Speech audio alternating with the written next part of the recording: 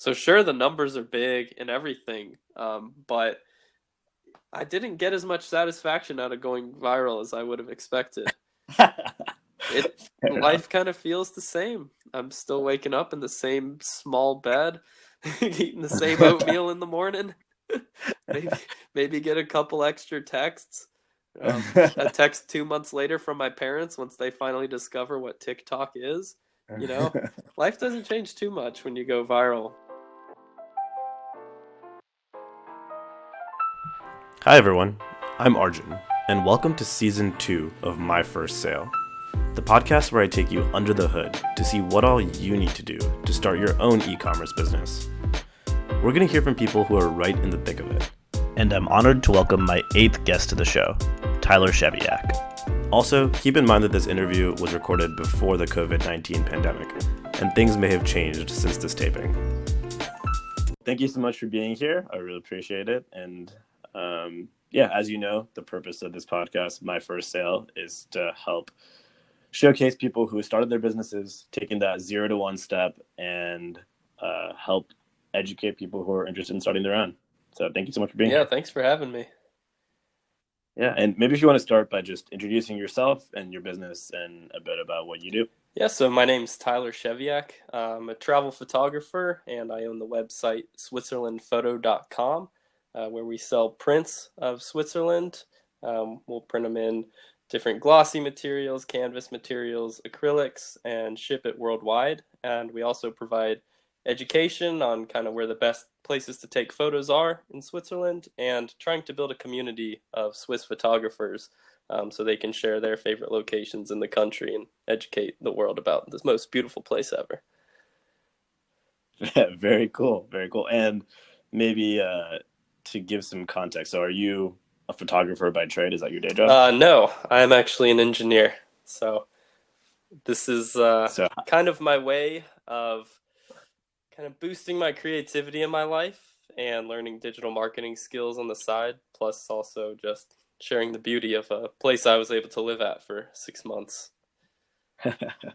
fair enough, fair enough. And I guess, like, how did you get interested in this? I mean, I think, obviously a lot of the tools that we now have at our disposal to take pictures have made it a lot easier to do so. But I think there's definitely an art to it, and something where I wouldn't feel confident in my picture taking abilities to start a business around it. So I guess what got you to this point? To be honest, what got me to start SwitzerlandPhoto.com was doing a domain search on GoDaddy, searching Switzerland.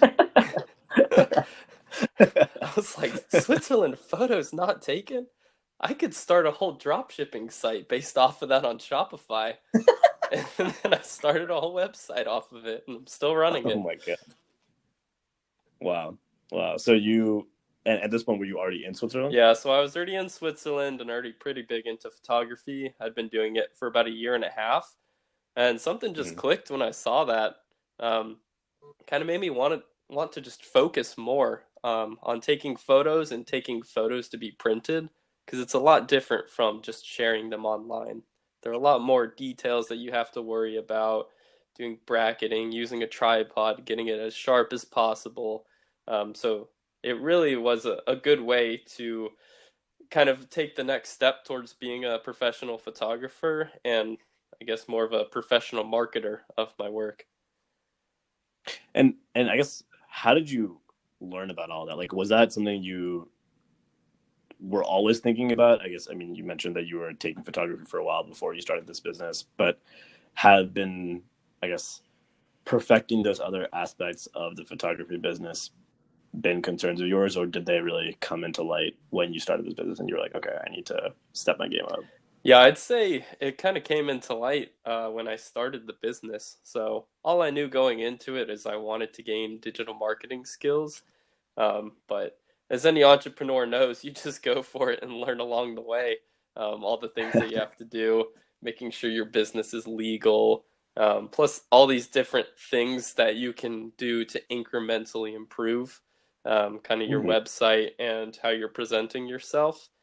So literally just starting with something, learning as you go. The resources are infinite out there in learning how to improve your site, improve your work, your brand image. Improve your chat bots on your site. So, yeah, I guess what kinds of pictures do you sell? Yeah, so I sell just landscape pictures of Switzerland, but it's not limited to any certain type of landscape. The whole scenery in Switzerland is so varied that you can tell by going on the website. There are things that look Mediterranean with palm trees. A few hundred miles away, you have the Glacier Express, a train that literally goes over glaciers during the summer, during the winter, it's snowing during the summer. It's just still snowing. And you go to the west part, just ridiculous mountains, super blue lakes, vineyards, looks like France over there. It's insane. The For how small the country is, the variety of landscapes is really incredible. Yeah, and I mean, I would highly encourage anybody listening to go check out this website. Like the kinds of pictures that are on here, like they just look like they could be in National Geographic or something like that. It's incredible to see the kinds of landscapes that you can get there. Do you feel like Switzerland in particular is a place that lends itself to good pictures, or do you think that because it is a place that is really beautiful, that you have to actually be more careful with the kinds of pictures that you're taking to help them stand out more? Yeah, so a lot of people when I went there said, I mean, you can take any picture with your iPhone camera and it's going to look like it's on the cover of National Geographic. And I got there and I actually found it a little bit more difficult than I expected. The lighting can actually be pretty harsh in Switzerland because you're typically going to be in a valley. Some of the peaks, there's no way you're getting onto them. And after, I don't know, 5 p.m. some days, the sun is blocked on the other side of the valley. So you're just having very dark shadows and very bright highlights. So you have to learn a lot more about the technical side of photography. There's a Mm-hmm. tool called bracketing, where basically you take multiple photos and then combine them later, and you get your different exposures. So you're able to get those shadows and those highlights. And I had never done that before. I've never lived in such a mountainous area. Um, like when I was in Hawaii, it was just, oh, there's a beautiful sunset. You could just take it on one exposure. But when you're in Switzerland, yeah, it's very challenging, but really really rewarding because if you can capture the lighting correctly, the details and the scenery, all of the leading lines there, it's just phenomenal. And so I think a lot of times when people think about their e-commerce businesses, right? Like they have a few products, maybe even just one product that they've been honing. That's oftentimes like their craft and their skill is like creating that product, and then they realize, okay, other people want this. Let me start selling it online. For you, photography was something that you were interested in, but it's also something where I feel like you maybe have more of a need to keep producing products over time. Like if you end up with just three photos on your site, I don't know how many sales you can get out of that in the long term. So like, is that something that you thought about as you were taking these pictures? Like you're like, okay, I have a few up here. Like I need to be constantly making, taking more pictures, making more content, and editing them and spending time, I guess, like expanding my repertoire. Or was it really easy to stick with a smaller variety? Yeah, it's definitely always a grind, and you're probably better off the more stuff you put out there. But on the other side of that is you can only put high quality stuff out there, or else it brings you down. So that's where the Right. difficult part comes in. You have to make sure you're producing a ton of content, but you have to make it as high quality as possible. So lots of days spent out hiking 15 miles, getting the widest variety of photos that I could. Oh my It's god. yeah, it's really really good challenge to have, just seeing how much of it you can capture, but then also knowing what makes something high quality and worthy of being on the website versus a throwaway photo where you might as well not have taken it. So it makes you be a lot more selective and have a lot better eye out there. Um, Yeah. but it's also a little bit stressful in that there are so many photos shared of Switzerland. Everybody's got a camera now, an iPhone, a Droid. You have to do what it takes to stand apart from other people, whether that's going the extra mile, whether that's hiking the extra 1,000 feet up the mountain, um, whether that's shooting through a certain type of flower that nobody else is.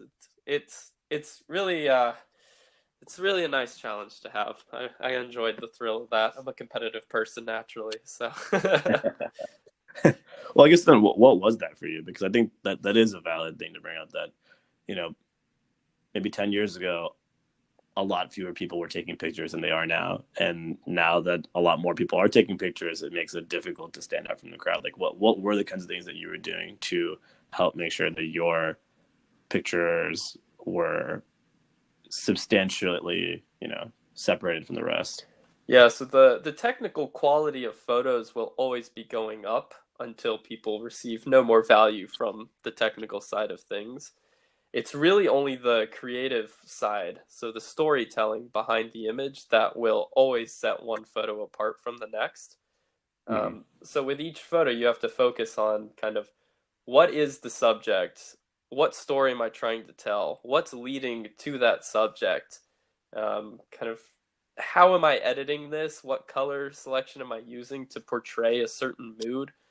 These are always things that I'm considering when I'm editing photos, and they're things that can set you apart from somebody else, um, because you are conveying a message that you want to convey, whereas somebody else might just be taking a snapshot, and there are millions of photos shared of that same snapshot. People aren't trying to be unique with it.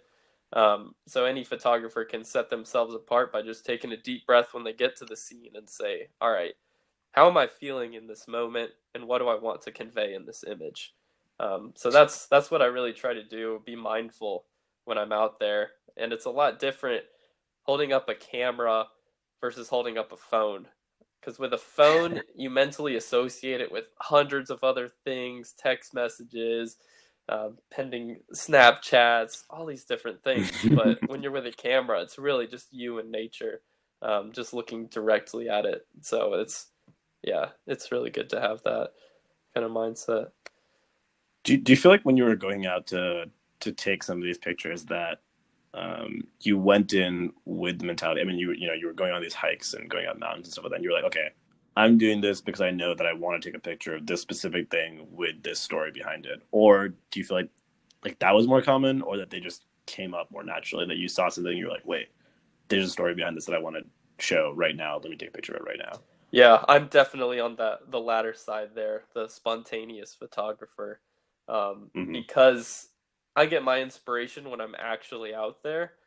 I do hardly any preparation actually, so I'll know that obviously Zermatt has the Matterhorn there, so I'm gonna want the Matterhorn in a picture.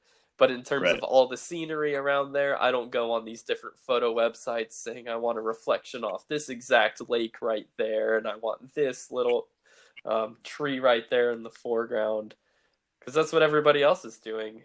Um, I need to set myself apart in some ways, and also, if the conditions aren't exactly perfect for that exact one scene, I'm not going to sit there for 5 hours just to get the right Yeah. one, because I'm still having a great time out there hiking and enjoying nature, and there might be an even better shot that nobody's ever taken before right around the corner.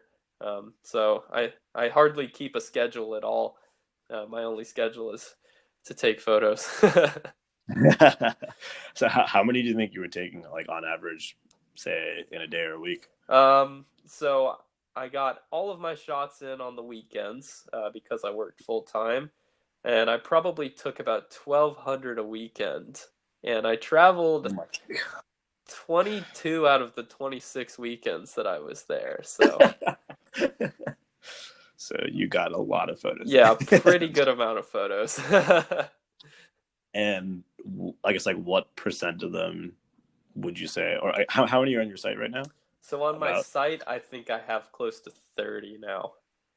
30. And how many out of the, say tens of thousands that you ended up taking do you think are site worthy ultimately? I'd say probably 60 to 100 so far. Okay. So very And small percentage. yeah, that's really interesting because I feel like that's not something that people imagine when they see really well done photography, is that actually there's a lot of stuff that goes behind it and a lot of pictures that you don't end up using because you kind of set that quality threshold for yourself and you're like, if it's not meeting my standards here, then it doesn't deserve to be on here. Yeah, and I mean, storage these days is so cheap, so I'm always kind of the opinion, why not just take a photo of it? It might turn out later. You never know. Get it as best Right. as you can. But Right. yeah, just a lot of throwaways in there. Um, and some photos that you think are throwaways, and then you look back a few months later and you're like, that's the best photo I've ever taken. And you re-edit it and you're like, oh my gosh, that happened this past weekend. I was like, Right. that's incredible. Why did I cancel this photo out? That's So then were you just like, I mean, obviously every time you're going on these hikes and stuff like that, you would bring your camera, but were you also did you find yourself bringing your camera along on normal activities just in case, like, what if this is the time, like, what if this is the moment where I just turn around, there's a sunset and I'm like, oh, that needs to be, captured, or were you restricting it to those moments where you were more in the zone? basically if I'm outdoors, I have my camera. I stand true to that. I mean, yeah, you really never know what's gonna happen. If I'm walking on a Yeah. city street, the lights hitting the buildings just perfectly, I'd be so sad if I took that photo with my iPhone 6 instead of my Sony A7 III, you know? Right. Right. But Yeah. yeah, some of my best photos have been those spur of the moment kind of things. Yeah. And yeah, you can't plan for them. You can only plan by carrying your camera around with you all the time. Yeah. Yeah. Do you find yourself looking at a lot of other people's photos, either for inspiration or for technique, or I guess to see how unique yours are compared to other ones? Yeah, so it's definitely a thing that I do. I look at a bunch of other photographers for inspiration, and Yeah. that's part of what I'm trying to do in building a community of Swiss photographers with this website.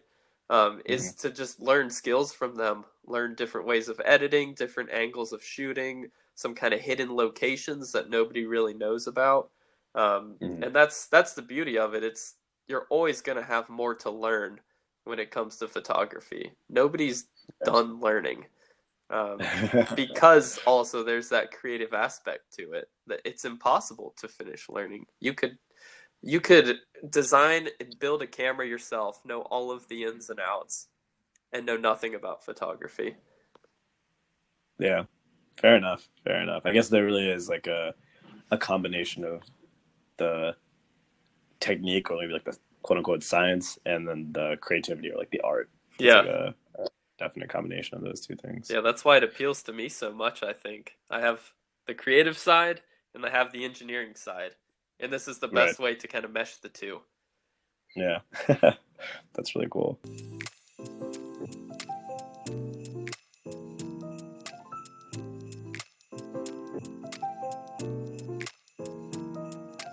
Stepping away from the picture taking side, how much time and thought and effort goes into uh, post capture? I know, my dad is actually like a big photographer, I guess, and he spends a lot more time than I expected in some of these photo editing softwares and trying to address different aspects of it. Is that something that comes up for you? Yeah, so I'd say for every hour of shooting photos, it's about 3 hours spent editing them and then Oh, getting them optimized, cropped, posted for printing, adding it to your print supplier, getting them printed. There's a lot of work that goes behind the scenes. crazy. And it's pretty common for the photos to come out of the camera just looking completely different from what they'll actually look like after you're Yeah. done editing. And that's not because you're making it look a lot different than the scene itself. It's when you take a photo in the raw file format, it can come out underexposed, where the shadows are, but you're able to pull back all of that data to make that brighter later because your eye I'm getting very engineering here on the science side. Your eye has a much wider dynamic range than the sensors of the cameras. So the photos aren't going to look like it actually looks in person to a human. Um, so my goal is to make it look like it actually would. And that's, yeah, why I spend so long editing. Yeah, I really like that. I think that that's maybe like a misconception that people have about photography, right? It's like you don't imagine that you'll have to do anything if you're like an amateur photographer. I guess you don't imagine that taking the picture is going to be any different than what you're seeing in real life. You're like, oh, this is me capturing what's happening in real life. But actually, there are a lot of things that the camera may fail to acknowledge or perceive in its first initial uh, assessment of the situation that is kind of responsible for the photographer to help fix and post. Oh, definitely. Yeah. And I mean, the same applies to portrait photography, architecture, interior photography. I mean, Mm-hmm. that's why so many people have jobs. It's because there's so many different details that go into this on top of the creative side, making yourself stand apart. Yeah, yeah, absolutely. And I guess even to step back a bit, maybe switch tacks. The photography is obviously a huge aspect of this business, but the other aspect is actually getting it out there and selling it. And I guess at what point did you decide okay, so this domain name is available, I can get it. Like, what made you say I can actually start selling these? Like, was there like a story behind that first sale? So the first sale, the first 8 sales, I'd say, were all to family and friends. Um, it's very big in the creative community to latch on to those that are close to you initially, because a lot of Mm-hmm. us are starving artists out there. My first sale was my friend in high school, Ashley, and I had actually bought a shirt from her on her Etsy store. I was one of her first customers, and she was my first sale on my website. Mm-hmm. Which just goes to show kind of the strength of having people around you, helping you pursue your dreams, and I guess believing in you. And that's kind of where I started and where I got confidence. It really was when they got the prints at their houses and they opened and saw them for themselves and sent me pictures, posted it on their Instagram stories, like, oh my gosh, check this out. Just that joy that you get from sharing your work with the world. That's really what it's all about. So, pretty much every sale has felt like my first sale since then because I get really excited at all of them, seeing my work out there. It's so Right. different printed than just on a computer or a phone screen, even a 4K TV. There's just something about having it be physical, cementing it forever. Yeah. Yeah, absolutely. And when you're selling them, I guess this must be something that I imagine um, is maybe a common experience across different art classes. Like, how do you decide what a piece is worth? You know, like um, if it's not something that has artistic value, then it's probably some function of the cost of the goods that go into that product. But if it's something that is being purchased for emotional reasons or yeah, I guess like artistic value, like how do you decide what the pictures are worth?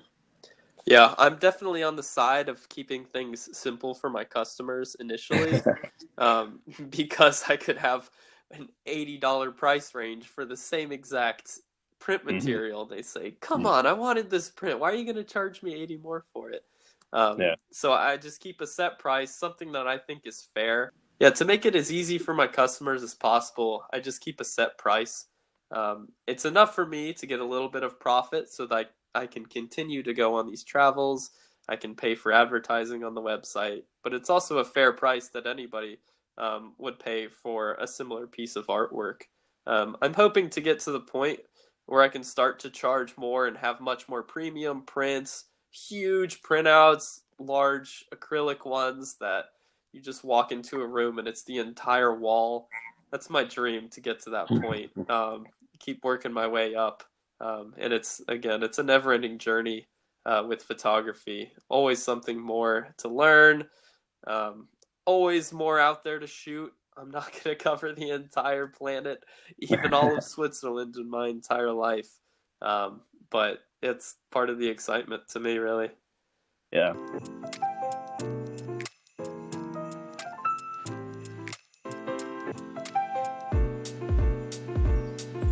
Currently, if I'm not mistaken, you are no longer in Switzerland. Is that right? No, but 2 out of the past 10 weekends I have been in Switzerland. I'm using every excuse I can to go back there. And I guess That's that so was part of my ploy in getting the domain switzerlandphoto.com. I rad. wouldn't let myself get away from the country for too long. And I've built a ton of connections inside the place. So every time I go there, I have people to stay with, people to hang out with. But I also know kind of the ins and outs of using the transport system there, some photo locations that I still really want to go to. So I'm sure I'll be booking a flight in the next few months once this coronavirus settles down. But my last flight there from England, $31 round trip. Jeez. So $31. it is very, very accessible right now, at least. It was more expensive to buy lunch at the airport than to fly there. Oh my gosh. I mean, and you also mentioned, obviously, if you're taking that many pictures, you must have thousands in your storage, digital or physical. But I guess, would you ever want to look beyond just photography in Switzerland, or do you think this is really where you want to keep the focus of this business? Yeah, so I'm certainly up for exploring video a bit more. Something that nobody really has seen, not even me, is a few thousand video clips that I took when I was in Switzerland, but never got the time to go and compile and edit them. So every single shot that I have on my website, I have a short video clip for it as well. So I'm really excited to look into this big base of video for marketing materials, maybe some YouTube videos, maybe just going back and reminiscing. But Yeah. I think I counted the other day. I have 33,000 photos in my storage. A Jeez. few other thousand videos. I think it's around 3 terabytes worth of data. Hmm. So it can get quite overwhelming at times. And then video, you're just chucking away at your data. Right. Um, so it's really good because you can convey a lot more emotion with video. You Yeah. can add sound onto it, add words into it. There's a lot more you can do with it. But at the same time, with your photos, you should be able to portray the emotions that you want to if it's a quality photo, if that's what Right. you're going for. Um, Right. but hey, you never know. I definitely don't want to limit myself. And I guess speaking of those videos, I mean, I know you have a fairly robust social media presence on a couple of different platforms, and in some ways that's been probably a boon to helping drive people to your site. But yeah, we'd definitely love to hear a bit more about how you think about, I guess, getting people onto your website and where they come from, especially if it's from social media. Yeah, so being in the photography business, it's very difficult to get anybody to organically find you outside of social media. Hmm. So many travel blogs out there fighting to be at the top of Google. You've got professional photo sites where they obviously rank very highly in SEO, but you're able to create your own brand on social media. So I've gone into Twitter, Instagram, even TikTok. I said, oh, short videos. I'm taking short videos of Switzerland. I can post those. Hmm. And within a month of being on TikTok, I got 20,000 followers just from posting 5-second videos of Switzerland with some dance music behind it or something. Like I Crazy. have a few million views on there now, I think. Oh my God. And I've worked so hard to build my business, my Instagram, all these different things, and I'm seeing the smallest fraction on those compared to TikTok. It's just incredible. But having that large number of people seeing my TikTok obviously helps my website out, able to get a lot more traffic through there. So I can't complain too much. And I guess like seeing that demand for videos like this or just content like this on TikTok, did that kind of spur you to prioritize that as a means of marketing? Yeah, so I think TikTok definitely took a priority over Instagram for at least a few months there, because I had thousands of videos that I just took on my iPhone 6. It takes no time at all to just upload them, add a song, and post it. So it's all about return on investment here. The biggest um, investment that I have right now is time because I'm working a full-time job running this print shop, doing my own personal photography on the side, trying to start another business on the side. It's really how can I get the most bang for my time that I have, and that really was the biggest way then. But to me, it's a lot more enjoyable just stepping back and looking at kind of what it means to be a photographer. And it's really a lot more enjoyable for me to just sit there for hours editing photos, getting these little details to come out. So, sure, the numbers are big and everything, but I didn't get as much satisfaction out of going viral as I would have expected. It Fair enough. life kind of feels the same. I'm still waking up in the same small bed, eating the same oatmeal in the morning. maybe maybe get a couple extra texts. A text 2 months later from my parents once they finally discover what TikTok is.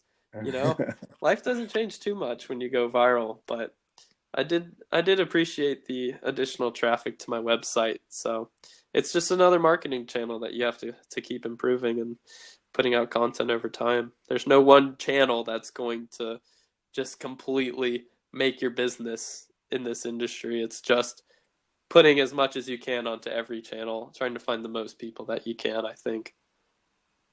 Do you think that it gave you any more context into the audience that you would be best served to target for your business? So I think the audience that is on each platform varies a lot, Sure. um, including my website. So when you think about the users of TikTok, they're probably high school age or below for the majority of them, and they don't have buying power.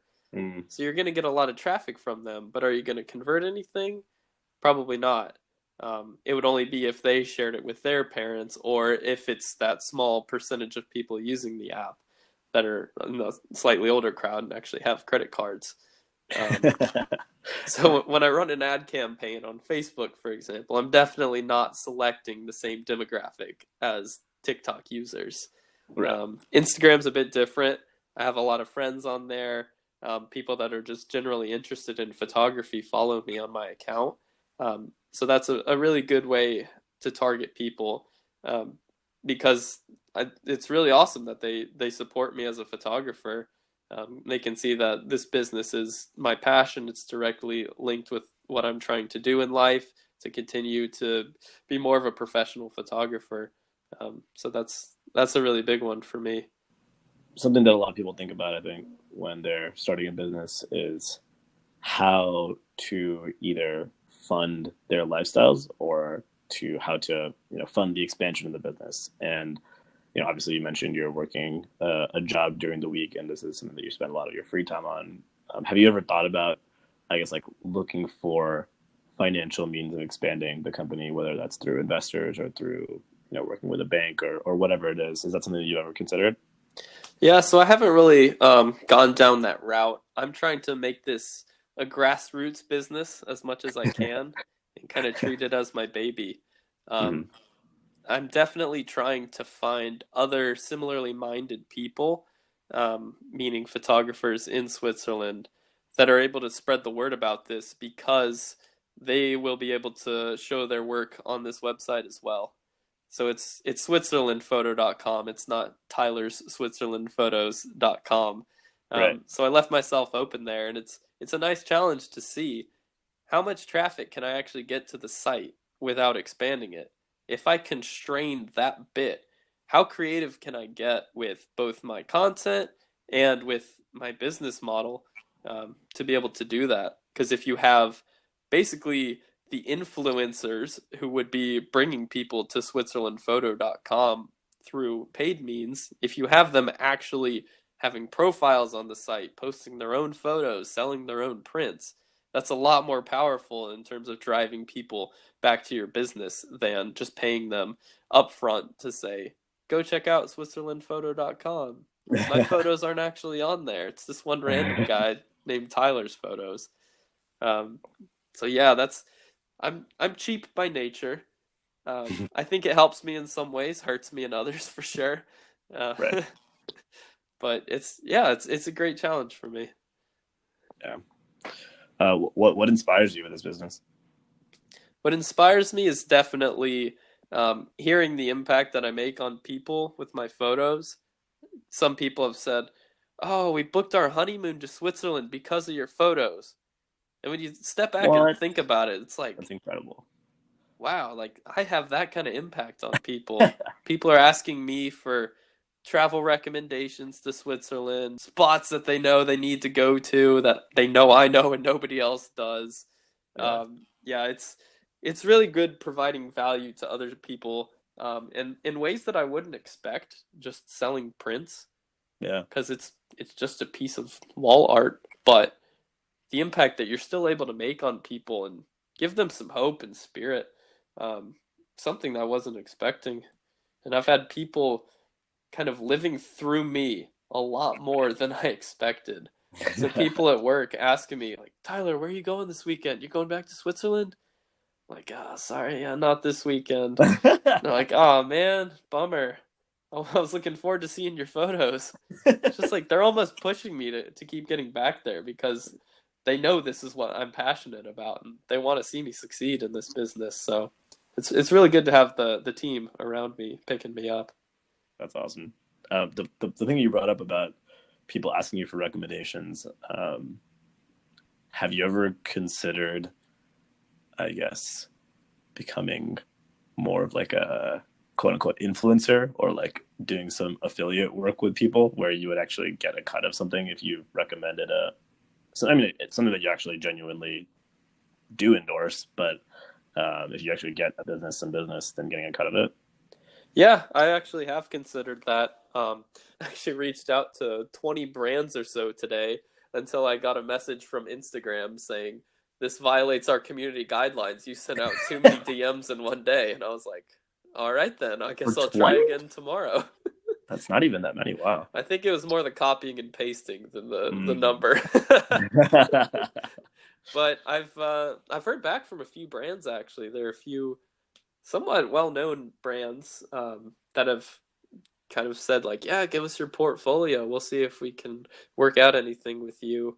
And it's just something I think that I would enjoy. Um, Even just getting the product in exchange for some content for them, even not getting paid. There's just something about um, being able to portray somebody else's vision and also get some free goodies out of it. Yeah. Um, at the end of the day, my goal is to get all of my travel paid for or even be in a surplus. Um, and this is the first step to learning that industry, learning how it's done, getting some more followers. And yeah, it's always just learning.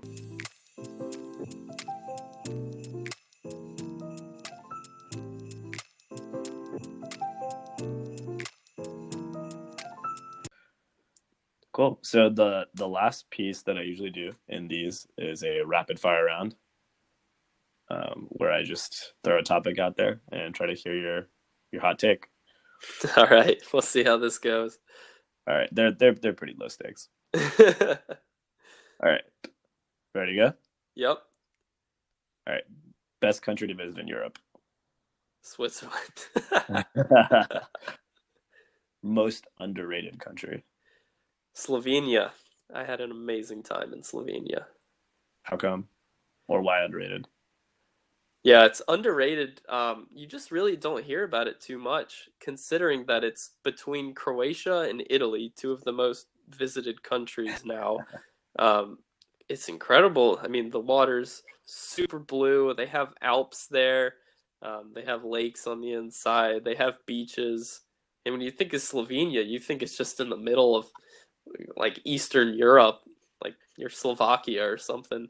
But it's right there on the coastline along with the other ones, and it's just as gorgeous as anything else. I really liked it there. Fair enough. Best view in Switzerland.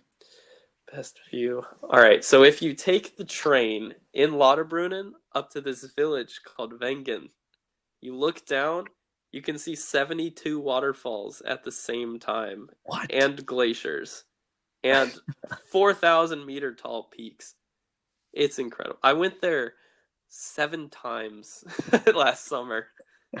You can just stare all day, and it's like, I've never seen a better view than this in my life, and I will never see a better view than this. That is insane. Favorite camera? Sony A7 III. All of the Sony Alphas will always have my heart. Most overrated camera? Huh. Film. Any film camera. I see all these blurry, grainy photos people post online of trash cans, and people are getting 500 retweets. You don't buy into it. Not yet. I'm sure I'll get there. Right when I print out my first film photo, I'll say, "Wow, this trash can looks incredible." Favorite photo editing software? Um, I'd say Adobe Lightroom and Photoshop. They go kind of hand in hand. You can copy between the two, but that's my bread and butter. Yeah. Favorite type of landscape? Like what is the type of background that you enjoy the most? Favorite type of landscape is where mountains meet the water. Mm. Regardless if that's a lake, an ocean, there's just something special about it.